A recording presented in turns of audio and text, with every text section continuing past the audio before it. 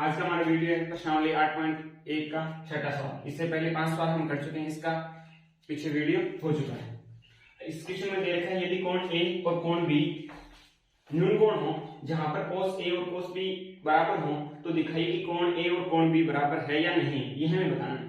सबसे पहले हमें यहाँ पे ट्रायंगल का प्रयोग करेंगे, त्रिभुज का। त्रिभुज में दे रखा है, हम मान लेते हैं कि ये कोण ए है और ये कोण बी है। जो इसमें मानना है वही हम मान के चलेंगे। कोण cos ए और cos बी के लिए मान निकालेंगे आगे। तो ये कोण ए है, कोण बी और ये कोण सी। कोण सी समकोण है। कोण बी के लिए ये वाला आधार होगा और ये वाला लंब होगा, और कोण ए के लिए ये वाला आधार होगा और ये वाला लंब, वो उस पर निर्भर करेगा। जो हमें वैल्यू दे रखी है क्वेश्चन में उसे लेकर चले तो हमें दे रखा है cos ए इक्वल में दे रखा है cos बी। cos b, तो लाल बटा काका के फॉर्मूले से cos a के बराबर क्या आएगा? लाल बटे काका के फॉर्मूले से cos बराबर आधार बटा कर्ण। आधार ये वाला होगा और कर्ण ये वाला होगा। पहले हम a के लिए बात कर रहे हैं तो आधार ये होगा और कर्ण सेम रहेगा। कर्ण कभी चेंज नहीं होगा, आधार और लंब चेंज होते रहेंगे। तो हमारे पास यहाँ पर आधार है AC, तो ये आ गया AC अपॉन कर्ण। कर्ण की वैल्यू है AB, AC upon AB equal cos b। cos b की वैल्यू निकालेंगे तो यहाँ पर b है, तो b के लिए आधार हो गया BC अपॉन कर्ण, कर्ण हो गया AB। यहाँ पर हम नोट करेंगे कि AB दोनों तरफ इक्वल है तो AB को कट कर देंगे। इक्वल में दोनों AB कट हो गए, तो इधर क्या आया AC इक्वल BC। हमारे पास ये पता चला, हमें ये पता चला है कि इस त्रिभुज में AC भुजा और ये जो BC भुजा है ये दोनों इक्वल है। ये भुजा और ये भुजा अगर ये दोनों कभी भी इक्वल हो तो ये दोनों एंगल भी हमेशा इक्वल होंगे, इसका भी हमें पता होना चाहिए। कभी भी अगर यदि ये दोनों भुजाएं किसी भी त्रिभुज की दो भुजाएं समान हो तो उसमें दो कोण भी समान होंगे। जो भुजा असमान होगी उसके पास वाले जो दोनों कोण हैं वो दोनों कोण सदैव क्या होंगे? समान। तो यहाँ पर हम क्या कर सकते हैं? कोण A इक्वल कोण B, यही हमारा फॉर्मूला यहाँ पर सिद्ध है।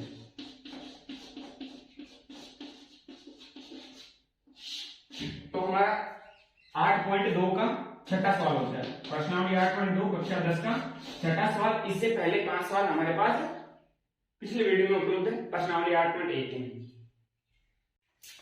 हमारा अगला प्रश्न है 7वां। यदि cos थीटा बराबर 7/8 हो तो 1 plus sine theta into 1 minus sine theta upon 1 plus cos theta into 1 minus cos theta की वैल्यू हमें पता करनी है। सबसे पहले हमें cos थीटा दे रखा है। cos थीटा से हमें ट्रायंगल की आकृति से हमें इसे समझें तो cos थीटा बराबर होगा हमारे पास लंब आधार बटे कर्ण, आधार बटे कर्ण।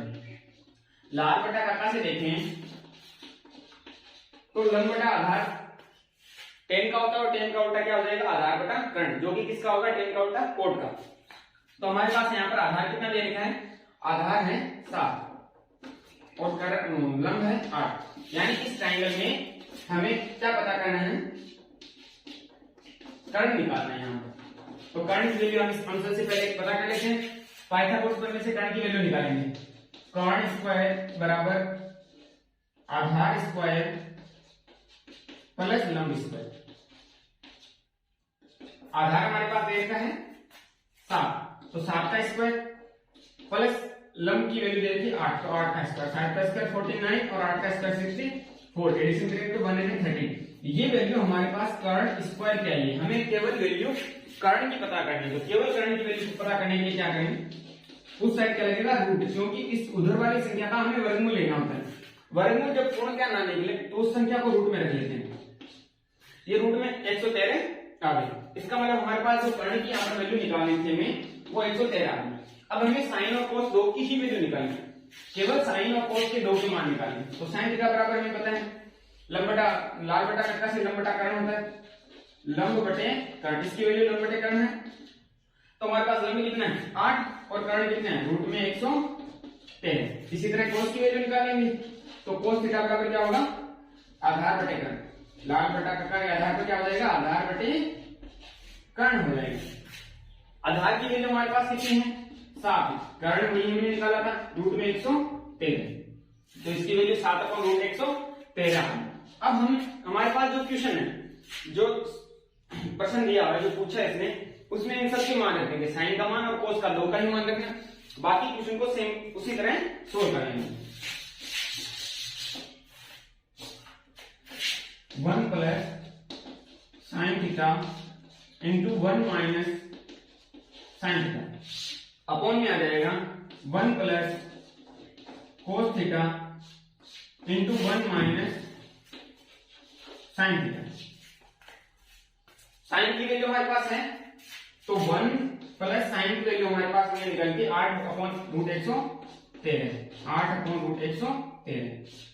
कोष्टक में क्या आएगा 1 माइनस साइन थीटा तो 8/√113 अपॉन में क्या आएगा 1 प्लस कोस थीटा तो 1 प्लस 7/√113 इंटू में भाई माइनस में आ जाएगा 1 माइनस 7/√113। ये तो केवल हमने इसमें मान रखा है, इसे आगे सोल्व करना है। यहाँ पर लघुत्तम लेंगे, इसके नीचे एक मान का √113 का तो लघुत्तम आ गया √113। फिर यहाँ पर क्या आ जाएगा 1 से मल्टीप्लाई करेंगे √113 और प्लस में क्या आ गया 8।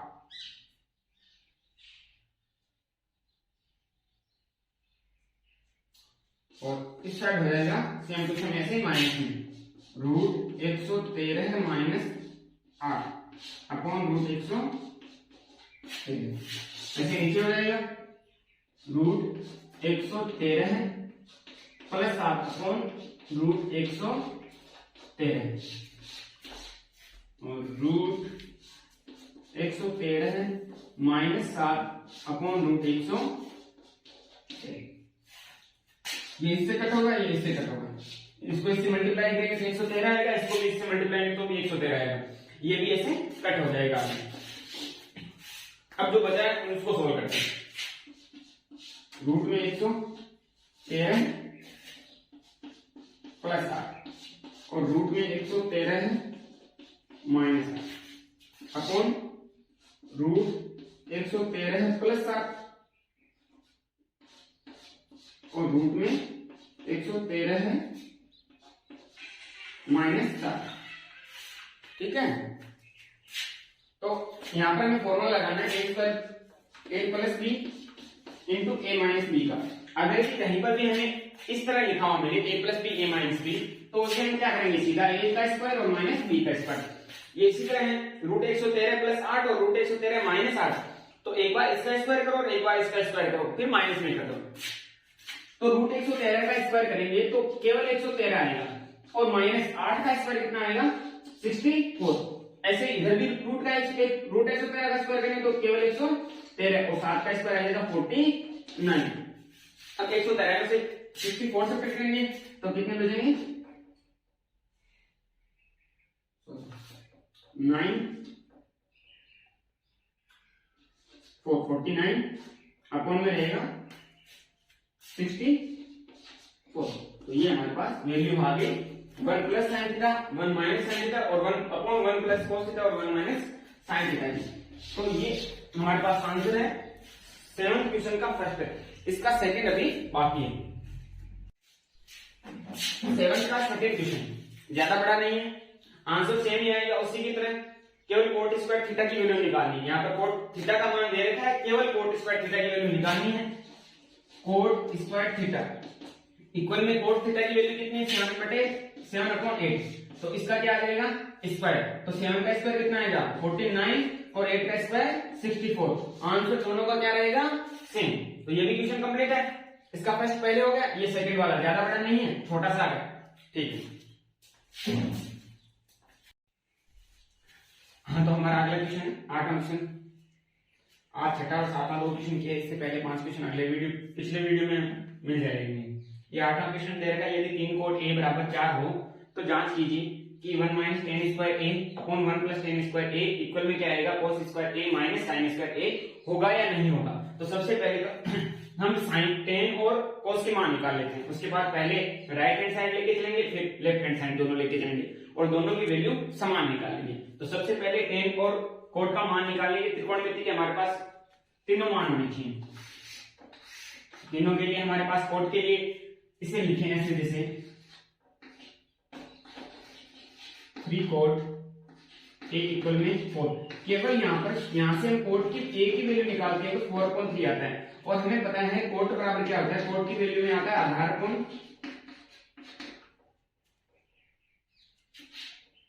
लंब, आधार कोण लंब, लाल बटे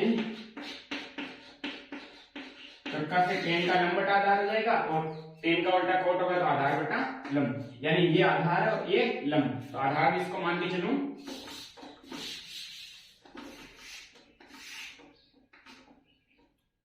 हमारे पास आधार हो गया 4 और लंब हो गया 3। तो हमें कर्ण की वैल्यू पता करनी है सबसे पहले। तो सबसे पहले पाइथागोरस प्रमेय से कर्ण की वैल्यू निकाल लेते हैं। तो वही पाइथागोरस प्रमेय, कर्ण स्क्वायर बराबर आधार स्क्वायर प्लस लंब स्क्वायर, ये वैल्यू होगी, सॉरी फॉर्मूला है।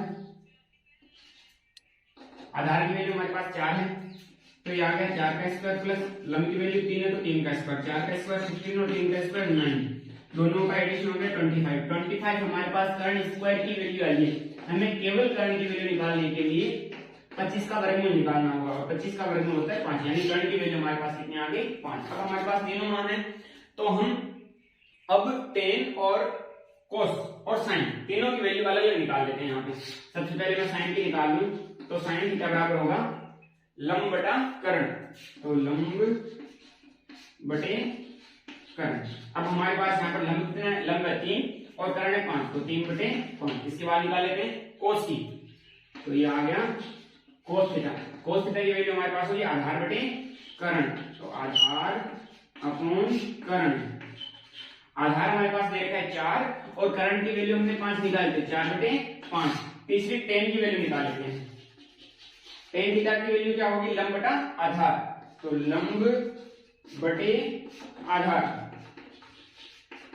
तो लंब की वैल्यू, लंब कितना है 3 और आधार कितना है 4, तो 3 बटे 4, यानी कि इसका उल्टा, ठीक 3 बटे 4। तो ये तीनों की मान निकाल के अब हम राइट हैंड साइड और लेफ्ट हैंड साइड दोनों में अलग अलग रखेंगे। तो इसको मिटा देते हैं इतने में।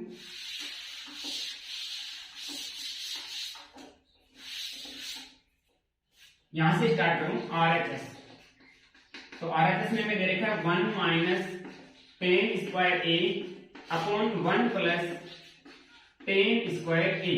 तो हमें टेन की वैल्यू पता करनी, टेन की वैल्यू हमारे पास 3 बटे 4 है, तो 1 माइनस 3 बटे 4 का होल स्क्वायर अपॉन 1 प्लस 3 बटे 4 का होल स्क्वायर, ठीक है। तो 3 का स्क्वायर 9, तो 1 माइनस 9 बटे 16, और अपॉन में क्या आ जाएगा 1 प्लस 9 अपॉन 16।